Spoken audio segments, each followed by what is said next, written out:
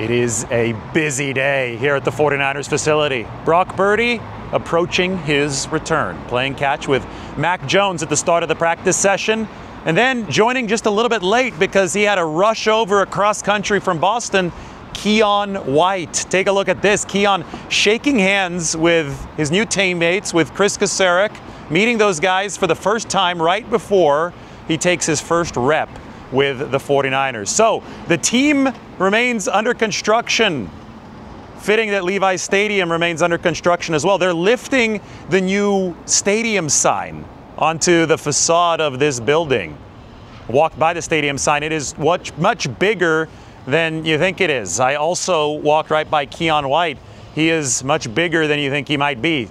6'5", 285 pounds, can rush from the inside. 49ers certainly excited about their new trade acquisition. But first we got to go through the news of practice. This is Kyle Shanahan on Brock Purdy's potential availability Sunday against the New York Giants. That he feels confident he's ready to go based off how his toe feels. I mean, he's going to look that way most likely getting out there. I mean, he's not going to. He gets out there and he's hobbling around and stuff, he won't be out there. So he's got to go out there and go through the practices and stuff and really let us know how good he feels, because it's hard to know what's going on with the toe, and they're really iffy things. And something, last time we felt like he was feeling pretty good, looked pretty good in practice. And then in the game, one hit and set him back 5 or 6 weeks, whatever this has been, 4 weeks. So it's kind of a sensitive situation, and hopefully getting some reps in practice and stuff will give him that confidence that it's better than it was last time. No Ricky Pearsall at practice for the 49ers today. He was working off on the side again.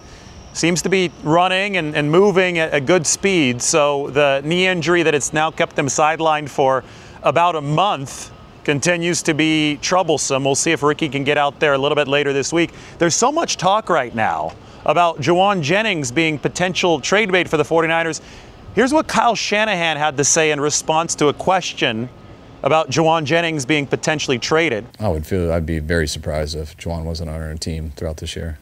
Now, Kyle Shanahan didn't firmly rule anything out. He just said he'd be very surprised if Jennings wasn't on the team. So we have to keep that thought in consideration because Jennings is on an expiring contract. We know that there was an unpleasant situation leading up to the increase of incentives in his deal entering this 2025 season. And we also know that the 49ers remain on the market for a bigger name edge rusher, maybe somebody like Trey Hendrickson. I have also talked about Myles Murphy from the Cincinnati Bengals, Will McDonald IV of the Jets, and Bradley Chubb of the Dolphins, Kayvon Thibodeau of the team that they're about to play, the New York Giants. So right now a lot is up in the air for the 49ers as they enter this game at 5-3. But I will say that since Ricky Pearsall is not yet back at practice, since Brandon Ayuk is not yet back at practice, Jauan Jennings plays an integral role for this football team. Kyle Shanahan acknowledged that he's been compromised by injury. Jennings shared that he had the 5 broken ribs a couple weeks ago, but he is improving health-wise. And until Pearsall and Ayuk are back, it's hard to envision Jauan Jennings not playing a very, very integral role for this football team, not just catching the ball, but also as a run blocker. Also not at practice today, Alfred Collins. So we know that Collins got hurt during the game on Sunday, but he still played the most snaps out of any 49ers defensive lineman. It was a career high in snaps. The fact that he's not out at practice today, we're going to have to monitor that over the course of the week because that would be yet another injury to deal with on Sunday for the defensive line, and obviously that room is already beaten up. That's why they had to make the emergency trade for Keion White and why Clelin Ferrell is also in the building. But we talked to Clelin today. He had a great quote because he used to be with this football team back in 2023, was actually a very stable edge-setting presence. He was sorely missed during the playoffs after he got hurt in Week 18. Here's how Clelin felt about being back in the 49ers building. It's just, for me, it's when I first came in, it was about, I felt like it felt like home. So for me, it was kind of just coming back home. And it's a lot of new people in the house, but the cooking's still the same, so it feels good. No D. Winters at practice, also dealing with a knee injury for the 49ers, and no Yetur Gross-Matos, still dealing with the hamstring. Yetur Gross-Matos and the new guy, Keion White, there's a lot in common between those two players. I was able to talk to Trent Williams in the locker room, and the YGM, Keion White, comparisons are obvious just because they're both outside-in players. You want them rushing on the inside on top of setting the edge on the outside. But I wanted to ask Trent about what he thought regarding my Charles Omenihu Keion White comp. And he liked a lot about it, and he also verified what we had talked about this morning, that there's a little bit more suddenness and explosive power in Keion White's game, whereas Charles Omenihu was slightly lighter, longer arms, 36-inch arms. Charles Omenihu was more of a length to power guy. Keion White is going to be more of a robust, short area power kind of player. So there's going to be a little bit more violence with some of the hand rips on the inside from Keion White. Now, this is really, really interesting. We dug this up with the help of Mike. Before the 49ers played the New England Patriots last year, Kyle Shanahan singled out number 99. That was Keion White's old number with New England. And he said this. No, he's a hell of a player. This is the first time I've been able to really watch him this year. He's great on the outside, sets the edge as well, and him as a rusher on the inside too is just as scary. So he's a hell of a player. There was already a lot of respect for Keion White before the 49ers had even played him last year. That's how much this guy was popping off the tape early in 2024 for New England. They changed coaching staffs, they changed schemes, they had him pigeonholed as an edge rusher, especially here in 2025. It wasn't working out for Keion White, so they traded him to a situation I think is going to be better for this player. Now, Trent Williams, very impressed with him. Kyle Juszczyk, very impressed with him. There's a clip of Keion White just destroying Aaron Banks back when Aaron was still with the 49ers in week 4 of that 2024 season with a rip/swim move and then just leveling Brock Purdy. It was really, really violent, impressive stuff. White has bragged about his violence before, and, well, I mean, you saw the 49ers greeting him right before he went through the drill line with San Francisco. They're happy to have him. They need some capable bodies in that D-line room. All right, so big return for the 49ers today at practice. Ben Bartch. Kyle Shanahan thinks that Bartch has a good chance to play. He obviously has to get through practice this week. But, you know, so many people crying about the 49ers offensive line. They actually have 2 tackles playing well above league average in Trent Williams and Colton McKivitz. I think people are misdiagnosing what has actually been wrong with San Francisco's offensive line, and in doing that, they're not putting enough attention on the fact that Connor Colby has really struggled at the left guard position. And he's a 7th-round rookie, so of course he struggled at the left guard position, trying to fill in for Ben Bartch, who's been out with that high ankle sprain. They need their veteran back. That has been the weakest spot of this 49ers line.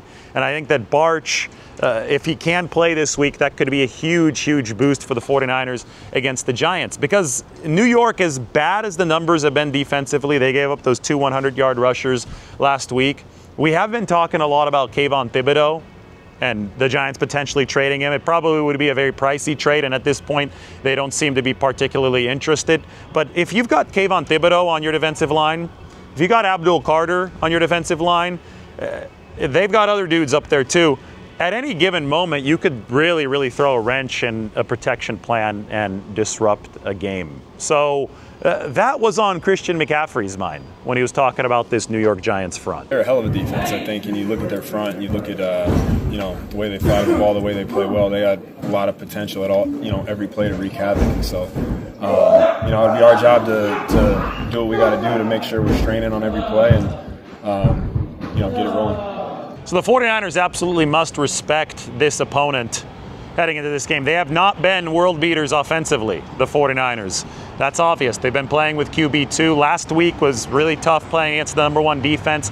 On paper, this should be easier against the Giants, but these guys still have pass rushers, and the 49ers have to be on their P's and Q's entering this game in the Meadowlands. So a lot of great 49ers-Giants games on both coasts. At the Meadowlands, where New York has typically had that advantage, and, well, the Giants have had the 49ers number at Candlestick as well, but a lot of 49ers triumphs in what was an awesome rivalry in the 1980s. The Bill Parcells Giants against the Bill Walsh 49ers move into the George Seifert 49ers. So we're going to get to revisit that classic New York-San Francisco rivalry. Who's excited for Finnerty's? The bar Finnerty's is back in New York. You know, when I made my Jawan Jennings video when he had return to practice for the 49ers right around Labor Day was Infinities. That was a really, really fun one to do.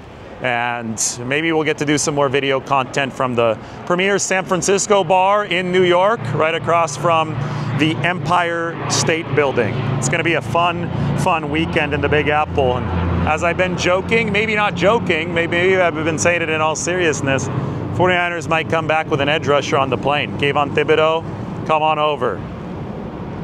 Will McDonald, I know you're a Jet, so you're not with the Giants, so you can come on over. Where are the Jets this weekend? They must not be in New York. They must be playing elsewhere. Also, another return to practice, or two of them today, Sam Okawanu and Jordan Elliott. Limited participants. So both with ankle issues. Both of them exited the game for the 49ers on Sunday in Houston, but they are both back for the 49ers now.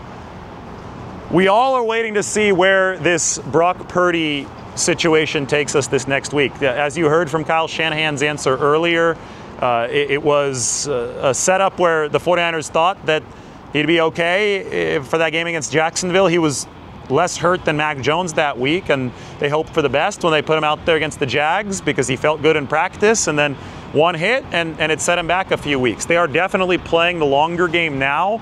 The formula for this team is clear. Elite offense combined with passable defense. They're trying to make some trades to make that defense passable and pair it with a special teams unit that's been good. But that elite offense part of that equation relies on Brock Purdy getting back out there. I think a lot of it's relying on Ben Barch getting back out there as well. And then next week we're going to talk more about Brandon Ayuk, and maybe even this week we could talk a little bit more about Ricky Pearsall. We'll see what happens at practice on Thursday. But obviously that has played out a little bit more slowly than the 49ers would have hoped. Now, I should also clarify that Sam Okawanu was not out at practice during the open viewing window, but Kyle Shanahan before practice did say that he would be limited during the session. So we will see with Sam O. It's one of those situations that is very surprising to me that it's developed to the point where he could be available for the 49ers this week, because he was carted off during the loss to the Houston Texans last week. Anyway, this is going to be a very, very fun 6 days ahead of the November 4th trade deadline. The 49ers are keeping their eyes on Hendrickson. We've talked about that. That is real.